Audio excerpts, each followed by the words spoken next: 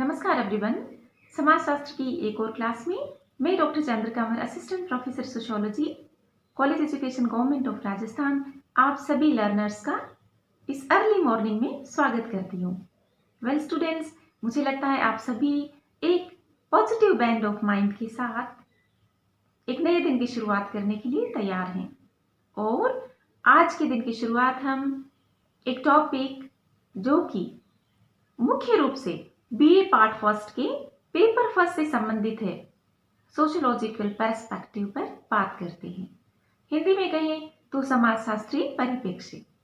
तो well students, वैसे मेरी ये क्लासेस बीए पार्ट फर्स्ट की स्टूडेंट्स के लिए है, लेकिन ये क्लासेस देखिए, जब तक बेसिक क्लियर नहीं आप कोई भी कॉम्पिटिटिव एग्जाम पास नहीं कर सकते।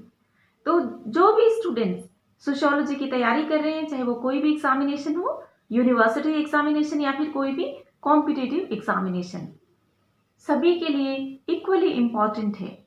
तो आइए मैं आज आपको बहुत ही सरल भाषा में समझाने का प्रयास करती हूँ कि समाजशास्त्रीय परिप्रेक्ष्य या सोशियोलॉजिकल पर्सपेक्टिव हम किसे कहते हैं।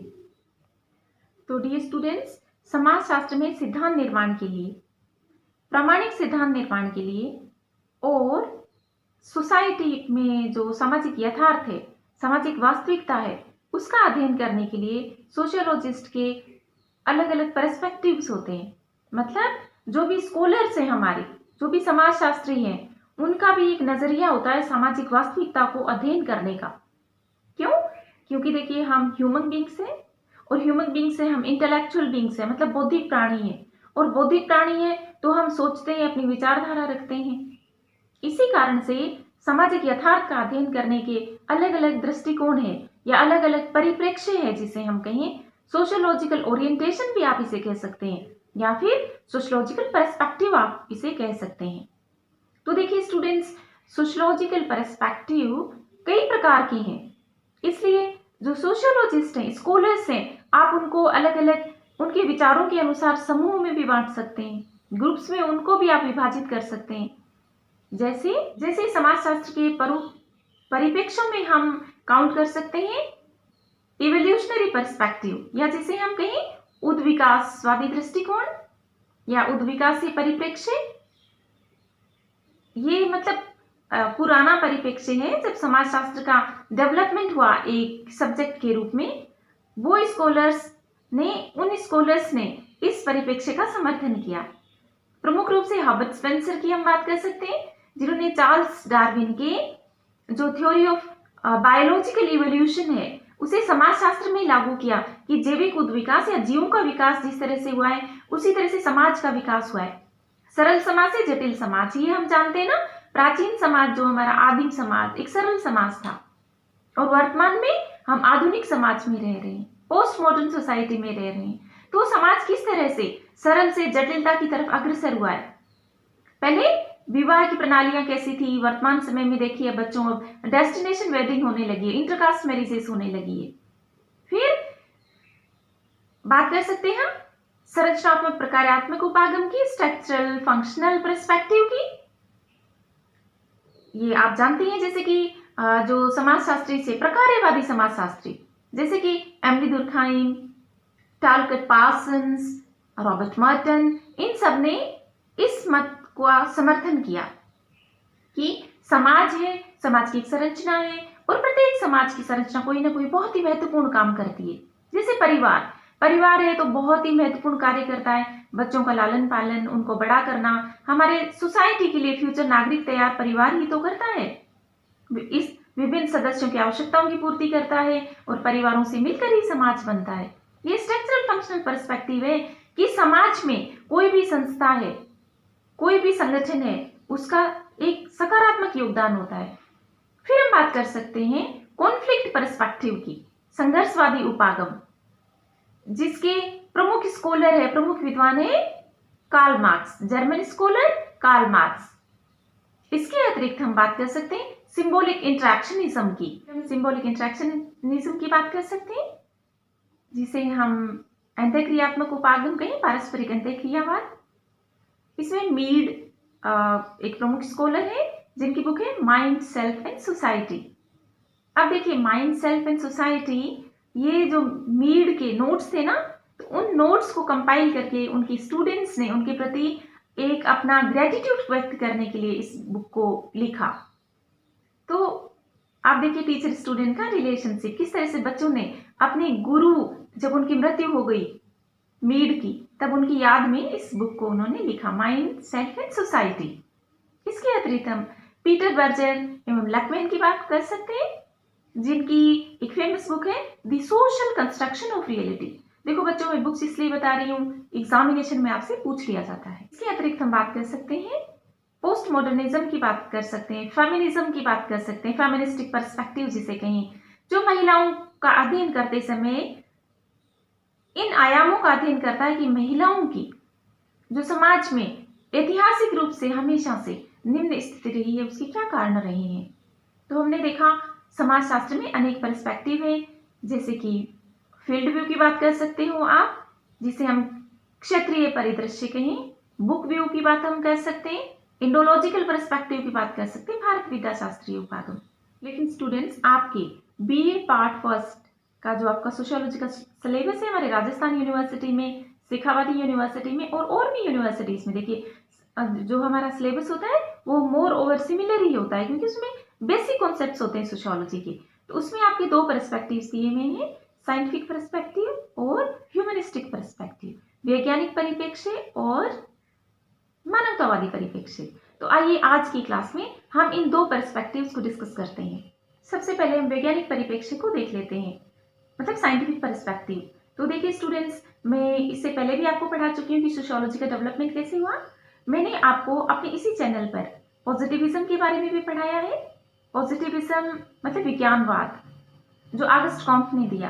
तो अगर आपको मेरे पहले की क्लासेस याद हैं तो आप ये देखेंगे कि समाजशास्त्र का जन्म प्राकृतिक विज्ञानों से प्रभावित होकर हुआ।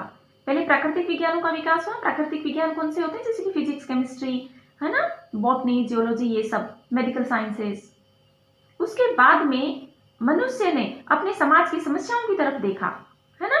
पहले तो उसने बाहर की दुनिया का अध्ययन किया, बाद में उसे लगा अपने घर की भी स्टडी कर लो भाई।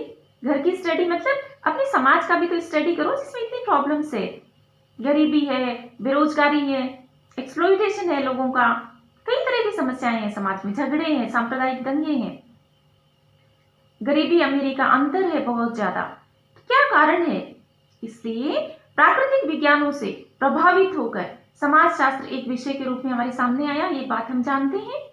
प्राकृतिक विज्ञानों का अध्ययन वैज्ञानिक दृष्टिकोण से किया गया, ये हमें मालूम है, क्योंकि वहां पर लैब, जैसे फिजिक्स का स्टडी करना है तो आपको लैब चाहिए, है ना, प्रयोग करते हैं आप। जीव विज्ञान में भी यही बात है। तो जो हमारे अर्ली सोशियोलॉजिस्ट थे, जैसे ऑगस्ट कॉम्ट, ये सब बच्चे जानते हैं कि इस फादर ऑफ सोशियोलॉजी, जिन्होंने समाजशास्त्र में पॉजिटिविज्म का सिद्धांत दिया, विज्ञानवाद का, और समाजशास्त्र को एक औपचारिक विषय के रूप में जिन्होंने प्रेजेंट किया, इसे सोशियोलॉजी नाम दिया 1838 में, है ना। ये फ्रेंच स्कॉलर है, फ्रांसीसी विद्वान है, एक फिलोसोफर भी है ना। और इन्होंने ये बताया कि समाजशास्त्र है वह समाज का वैज्ञानिक दृष्टिकोण से अध्ययन करता है, पॉजिटिविस्टिक अप्रोच से। और इन्होंने समाजशास्त्र को सोशल फिजिक्स कहा, है ना, प्रारंभ में। और इन्होंने ये कहा कि समाजशास्त्र के अंतर्गत सोशल स्टैटिक्स और सोशल डायनामिक्स की स्टडी की जाती है। सोशल स्टैटिक्स का मतलब हुआ कि समाज की संरचना है ना, वो स्टैटिक है, मतलब वो हमेशा बनी रहती है, लेकिन सोसाइटी डायनामिक भी है, बदलती भी है। और हम ये देखते हैं बच्चों, आए दिन समाज में बदलाव हो रहे हैं। तो इन्होंने समाजशास्त्र को एक वैज्ञानिक विषय बनाना चाहा। फिर हम बात कर सकते हैं इमाइल दुर्खाइम की, जिनको हम फादर ऑफ मॉडर्न सोशियोलॉजी कहते हैं, क्योंकि इन्होंने समाजशास्त्र के सब्जेक्ट मैटर को भी डिसाइड करने का प्रयास किया। इनकी बुक, वैसे तो कई किताबें लिखी हैं इन्होंने, लेकिन the rules of sociological method में इन्होंने ये बताया कि समाजशास्त्र की विषय वस्तु क्या है। इन्होंने कहा समाजशास्त्र के अंतर्गत सामाजिक तथ्यों का अध्ययन किया जाना चाहिए, सोशल फैक्ट्स का। और सोशल फैक्ट्स का स्टडी हम बहुत ही साइंटिफिक तरीके से कर सकते हैं। इन्होंने कहा सोशल इंस्टीट्यूशंस की साइंटिफिक स्टडी होनी चाहिए सोशियोलॉजी में, ठीक है ना। तो हमने देखा August Comte, Emile Durkheim, Herbert Spencer, Talcott Parsons, Max Weber, इन सब स्कॉलर्स ने सोशियोलॉजी को एक साइंटिफिक स्टडी करने वाला सब्जेक्ट बताया और सोशियोलॉजी को नेचुरल साइंसेस या प्राकृतिक विज्ञानों की भांति ही एक वैज्ञानिक विषय बनाने का प्रयास किया अपनी स्टडीज के थ्रू, अपने अध्ययनों के द्वारा। बच्चों, क्या समाज का अध्ययन हम वैज्ञानिक तरीके से पूरी तरह से कर सकते हैं? क्या व्यक्तियों के व्यवहार के बारे में हम भविष्यवाणी कर सकते हैं, जिस तरह से हम प्राकृतिक घटनाओं के बारे में भविष्यवाणी कर सकते हैं? जैसे मौसम विज्ञान स्टडी करके बता देता है ना कि आज मौसम कैसा रहेगा, या फिर आप ये देखते हैं एस्ट्रोनॉमी ये बता देती है कि कौन सा उपग्रह की स्थिति कब कैसे होगी, सूर्य ग्रहण कब होगा। लेकिन क्या मानव के बारे में पूरी तरह से भविष्यवाणी की जा सकती है कि उसका बिहेवियर किस तरह का होगा? क्या कोई पैटर्न है बिहेवियर करने का? नहीं। इसलिए पूरी तरह से वैज्ञानिक रूप से हम मनुष्यों के व्यवहार का भविष्यवाणी नहीं कर सकते। आपने देखा होगा ना, आपकी क्लासमेट्स भी वो जो थी बहुत बढ़िया आपकी दोस्ती थी, अच्छा चल रहा था, लेकिन किस बात पर कोई कब नाराज हो जाए कह ही नहीं सकते, है ना? तो बच्चों, इन मतलब लोग हैं, उनका मत कब बदल जाए, इसी तरह से तो देखिए गवर्नमेंट भी चेंज हो जाती है ना, बहुमत से आती है सरकारें लोकतंत्र में, लेकिन 5 साल बाद सब कुछ बदल जाता है। एक बहुत ही लोकप्रिय नेता भी बिल्कुल चुनावों में बुरी तरह से हार जाता है। तो हम मानव व्यवहार का एकदम साइंटिफिक स्टडी नहीं कर सकते, क्योंकि मनुष्य है वो चिंतनशील है, वो अपने विचार बदल लेते हैं। तो कब कैसा बिहेवियर करे कोई सर्टन नहीं है, इस बारे में कोई सर्टेनिटी नहीं है, कोई निश्चितता नहीं है। और दूसरी बात ये भी है, शोधकर्ता खुद भी एक थिंकिंग बीइंग है, वो भी अपनी भावनाओं से प्रभावित होता है। तो वो न्यूट्रल स्टडी करे, मतलब पूर्वाग्रह से रहित होकर अध्ययन करे, ये जरूरी नहीं है। इसलिए अब ये देखा जाने लगा कि मानव समाज का पूरी तरह से वैज्ञानिक दृष्टिकोण से अध्ययन नहीं किया जा सकता। तो फिर एक दूसरे परिप्रेक्ष्य की आवश्यकता महसूस हुई और उसका नाम है ह्यूमनिस्टिक पर्सपेक्टिव या मानवतावादी उपागम। देखिए, वैज्ञानिक परिप्रेक्ष्य की कमी ये थी कि एक तो हम मतलब सोशल रियलिटी, समाज की वास्तविकता का अध्ययन वस्तुओं के रूप में नहीं कर सकते, क्योंकि बदलते रहते हैं, मानवीय समाज के मुद्दे बदलते रहते हैं। और जो स्कॉलर है वो भी एकदम न्यूट्रल रहकर, पूर्वाग्रह रहित होकर, मतलब अपने विचारों को वो स्टडी में नहीं लाए, जो वास्तविकता है उसका अध्ययन उसी तरह करे, ये जरूरी था, लेकिन ये हो नहीं पा रहा था। दूसरी बात देखिए, मानव समाज कैसा है सिर्फ इसकी स्टडी नहीं करता, क्या होना चाहिए इसकी स्टडी भी सोशियोलॉजी में होनी चाहिए। जैसे कि छोटे समूह है, या फिर गरीब मलिन बस्तियों में रहने वाले लोग, आदिवासी लोग, इनका अध्ययन एक मानवीय दृष्टिकोण से हो, ये बहुत जरूरी था। इसलिए ह्यूमनिस्टिक पर्सपेक्टिव या मानवतावादी परिप्रेक्ष्य की आवश्यकता महसूस हुई। तो वेल स्टूडेंट्स, अनेक स्कॉलर्स ने साइंटिफिक पर्सपेक्टिव को चुनौती दी और इनमें जो प्रमुख स्कॉलर्स हैं उनके नाम है डिल्थे, चार्ल्स कूले, थॉमस पार्क, लिंस आदि। अब देखिए, जो वैज्ञानिक परिप्रेक्ष्य था उसमें ऑब्जेक्टिव स्टडी की बात होती थी, मतलब वस्तुपरक। वस्तुपरक का मतलब है कि आप अपनी विचारों को उसमें शामिल नहीं करेंगे। लेकिन देखिए, क्या ये संभव है कि हम अपने विचारों को स्टडी में शामिल नहीं कर पाए? वेल स्टूडेंट्स, हम कोई पत्थरों का अध्ययन तो कर नहीं रहे, हम इंसानों का अध्ययन कर रहे हैं, और इंसानों में भावनाएं होती है। जो शोधकर्ता होता है ना, उसका वो भी एक इंसान है, कहीं ना कहीं उसकी भावनाएं आती है। देखिए, स्टडी में वो आनी नहीं चाहिए हालांकि, क्योंकि नहीं तो स्टडी वैज्ञानिक नहीं होगी। दूसरी चीज ये है कि मानवतावादी परिप्रेक्ष्य ह्यूमन वैल्यूज में विश्वास करता है। इसमें गरीबी क्या है इसका अध्ययन तो करते ही हैं, लेकिन गरीबी के क्या कारण है, गरीबी को कैसे रिमूव किया जा सकता है, कैसे एक बेहतर सोसाइटी का निर्माण किया जा सकता है, इसकी भी स्टडी करते हैं। इसीलिए मानवतावादी परिप्रेक्ष्य में अंडरस्टैंडिंग पर बहुत बल दिया गया कि सामाजिक समस्याओं की समझ एक विकसित होनी चाहिए। और मैक्स वेबर का वरस्तेहन स्टडी महत्वपूर्ण है इसमें। ह्यूमनिस्टिक या मानवतावादी परिप्रेक्ष्य में सहभागी अवलोकन, मतलब लोगों के साथ में रहना। जो स्कॉलर्स थे, विद्वान थे, वो खुद जंगलों में गए, आदिवासियों के साथ रहे, सहभागिता की, उनके भाषा सीखी, उनके जैसे वस्त्र पहनकर उनमें मिक्सअप होना चाहा, ताकि उनकी सामाजिक वास्तविकताओं का स्टडी किया जा सके जैसी वो वास्तव में है, रियलिटी है। क्योंकि एक तो देखिए हम बाहर से स्टडी करेंगे, एक उस ग्रुप में शामिल होकर स्टडी करेंगे, तो जो हम फैक्ट्स निकाल कर लाएंगे, तथ्य निकाल कर लाएंगे, उनमें अंतर होगा। सहभागी अवलोकन से या उनके साथ रहकर, मतलब उस गांव में जाकर लोगों के साथ रहकर उनकी भाषा, पहनावा आदि को खुद सीख कर उनमें मिक्सअप होकर जब आप तथ्य निकालते हैं तो ज्यादा वास्तविक होते हैं। तो मानवतावादी परिप्रेक्ष्य में सहभागी अवलोकन, फील्ड स्टडी आदि पर बहुत बल दिया गया, क्षेत्र में जाकर अध्ययन किए गए, दिन प्रतिदिन की घटनाओं का अध्ययन किया गया, और उपेक्षित, गरीब, कमजोर वर्ग के लोग थे, उनके बीच में स्कॉलर्स ने जाकर स्टडी की। इसमें हम पीटर बर्जर और लकमैन की स्टडी, जो उन्होंने अपनी book the social construction of reality में उल्लेखित किया है, बहुत ही इंपॉर्टेंट है। ये देखते हैं कि जो मानवीय की परिप्रेक्ष्य है, ह्यूमनिस्टिक पर्सपेक्टिव, उसकी क्या विशेषताएं हैं। तो देखिए बच्चों, ये वैज्ञानिक पद्धति की कठोरता के विरुद्ध है। ये कहता है कि वैज्ञानिक पद्धति के कठोर तरीकों से हम सोशल रियलिटी की स्टडी नहीं कर सकते। फिर ये विज्ञानवाद, प्रत्यक्षवाद मतलब पॉजिटिविज्म, आनुभविकता या एम्पिरिसिज्म, गणनात्मकता मतलब क्वांटिटेटिव स्टडीज जो कि साइंसेस में ज्यादा हो सकती है, सोशियोलॉजी में क्वालिटेटिव स्टडीज पर इसने बल दिया, गुणात्मक अध्ययनों पर। तो मानवतावादी परिप्रेक्ष्य विज्ञानवाद, प्रत्यक्षवाद जिसे हम पॉजिटिविज्म कहें, अनुभविकता एम्पिरिसिज्म, और गणनात्मकता या क्वांटिटेटिव जो फैक्ट्स हैं उनके ये विरुद्ध है। फिर इसमें ऑब्जेक्टिव स्टडी के स्थान पर सब्जेक्टिव अंडरस्टैंडिंग पर बल दिया जाता है, व्याख्यात्मक बोध जिसे हम कहें, सामाजिक घटनाओं को समझना।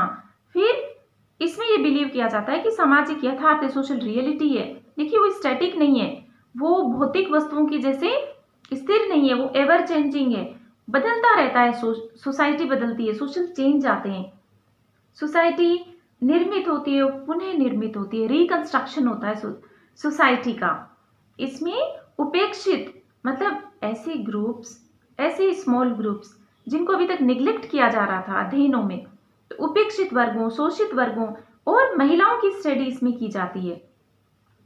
पूर्वाग्रहों का इसमें कोई स्थान नहीं है, बायस फ्री स्टडी, और सामाजिक प्रतिमानों को मतलब प्रतिमानात्मक के बजाय इंटरप्रिटेटिव पैराडाइम से इसमें समझने का प्रयास किया जाता है। मतलब ऐसे नॉर्म्स मत बनाइए आप स्टडीज की, इंटरप्रिटेशन कीजिए आप सोशल रियलिटी का। इसमें इस बात पर बल दिया जाता है, इंटरप्रिटेटिव जो अंडरस्टैंडिंग है। फिर इसमें जो टूल्स हैं स्टडी करने की, वो है सहभागी अवलोकन मतलब पार्टिसिपेटिव ऑब्जर्वेशन, या लोगों की डायरियां, पत्र, आत्मकथाएं, जीवनी जो होती है ना, इनके आधार पर सोशल रियलिटी को समझना, मतलब बायोग्राफीज हुई आदि के द्वारा। इसके जो प्रमुख उपागम हम देख लेते हैं, अप्रोचेस कौन कौन सी है मानवतावादी उपागम। तो देखिए ह्यूमनिस्टिक पर्सपेक्टिव के जो प्रमुख उपागम है उनमें पहला है एथनोमेथोलॉजी की हम बात कर सकते हैं, और इसमें हेराल्ड गारफिंकल ने जो बुक लिखी स्टडीज इन एथनोमेथोलॉजी, उसमें इसका विस्तार से वर्णन है। और इसमें लोगों की दिन प्रतिदिन की गतिविधियों का अध्ययन किया जाता है, भाषा का समाजशास्त्रीय अध्ययन किया जाता है, सोशियोलॉजिकल स्टडी की जाती है, और सामाजिक पक्षों का, सामाजिक प्रतिमानों का उस पक्ष का अध्ययन किया जाता है जो व्यक्ति अपने व्यवहार में काम में लेता है। सामाजिक प्रतिमानों के ऐसे पक्ष, ऐसे एस्पेक्ट्स जो मानव अपने व्यवहार में काम में लेता है। और इसमें संचार का, कम्युनिकेशन का बहुत महत्व है, और दिन प्रतिदिन की भाषा के सामाजिक पक्षों का अध्ययन इसमें किया जाता है, मतलब सोशल एस्पेक्ट्स का। फिर हम बात कर सकते हैं फिनोमेनोलॉजी की। फिनोमेनोलॉजी भी जो मानवतावादी उपागम है, ह्यूमनिस्टिक पर्सपेक्टिव है, उसकी एक अप्रोच है। फिर हम बात कर सकते हैं रेडिकल अप्रोच, आमूल परिवर्तनवादी उपागम। इसके अंतर्गत सामाजिक यथार्थ में जो यथास्थिति है उसका विरोध किया जाता है, और सोशल चेंज की स्टडी इसमें की जाती है, और ये परिवर्तन का समर्थक है ये वाला उपागम। फिर हम बात कर सकते हैं प्रतीकात्मक अंतःक्रियावाद, सिंबॉलिक इंट्रैक्शनिज्म। इसमें हम संकेतों, प्रतीकों, चिन्हों आदि का स्टडी करते हैं कि किसी समूह में कोई प्रतीक है, उनका समाजशास्त्रीय दृष्टि से क्या महत्व है। होता है ना किसी सोसाइटी में किसी कलर का क्या महत्व है, किसी त्योहार का क्या महत्व है, लोग किस तरह से आपस में व्यवहार करते हैं, इन सब का अध्ययन सिंबॉलिक इंटरैक्शनिज्म में हम करते हैं। Mead, Peter Berger, Thomas Luckmann आदि सिंबॉलिक इंटरैक्शनिज्म के प्रमुख स्कॉलर्स हैं। मीड की book Mind, Self and Society है, जो इनके स्टूडेंट्स ने एक ट्रिब्यूट के रूप में इनके ही नोट्स के द्वारा लिखी, इनके डेथ होने के बाद, इनकी मृत्यु के पश्चात। और पीटर बर्जर और थॉमस लकमैन की बुक है the social construction of reality, जो उन्होंने 1966 में लिखी। तो वेल बच्चों, मुझे लगता है आपको समझ में आया कि समाज शास्त्र में सामाजिक यथार्थ की स्टडी करने के लिए और सिद्धांत निर्माण के लिए जो भी अध्ययनकर्ता होते हैं, समाजशास्त्री होते हैं, विद्वान होते हैं, उनके अलग अलग दृष्टिकोण हैं। क्योंकि जो स्कॉलर्स हैं वो भी थिंकिंग बीइंग्स है, मानव है, वो बौद्धिक है, तो उनका एक नजरिया होता है समाज को स्टडी करने का। से समाज की स्टडी करने के डिफरेंट पर्सपेक्टिव्स हैं, है ना।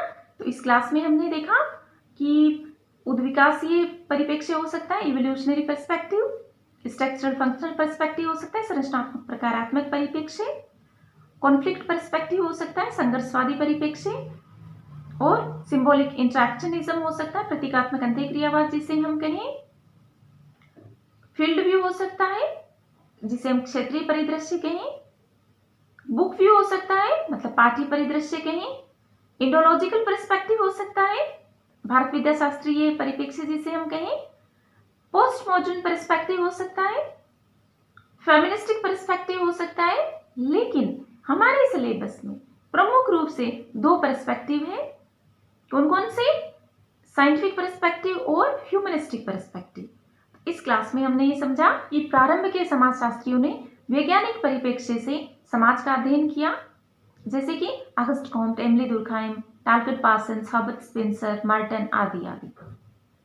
फिर ये देखा जाने लगा कि समाज की समस्याओं को विज्ञान से समाधान नहीं किया जा सकता, क्योंकि देखिए बहुत पॉकेट्स ऑफ पॉवर्टी थी, असमानता थी, गरीबी थी, और सोशल रियलिटी बहुत ही बदल रही थी, और पूरी तरह से वैज्ञानिक रूप से हम व्यक्तियों के व्यवहार का अध्ययन नहीं कर सकते।